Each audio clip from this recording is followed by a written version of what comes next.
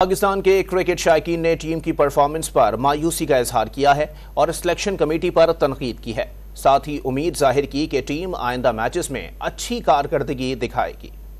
जिसमें कोई भी अच्छा सिलेक्शन नहीं हुआ, किसी प्लेयर को न पिचेस की कंडीशन का पता था, न इनको ये पता था कि हम लोगों ने खेलना क्या है।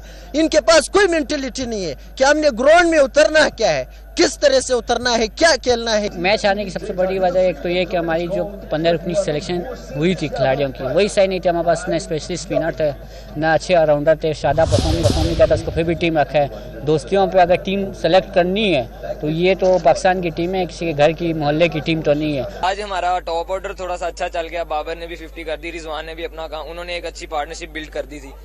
तो हमारा मिडिल ऑर्डर आज धोखा दे गया हमें, और जिसका हमें था उम्मीद थी कि सौचिकिल अच्छा खेल लेगा। बहुत दुख हुआ है। तो पाकिस्तान जो मैच आ रहा है 1,30,000 करोड़ के सामने, इसका हमने एक्सपेक्ट नहीं किया था। हारने का चलो हम कह सकते हैं कि हम हार जाते, लेकिन इतना बुरा हम बीच में एकदम चौक कर गए, तो उस पर जाहिर सी बातें बहुत दुख हुआ हमें।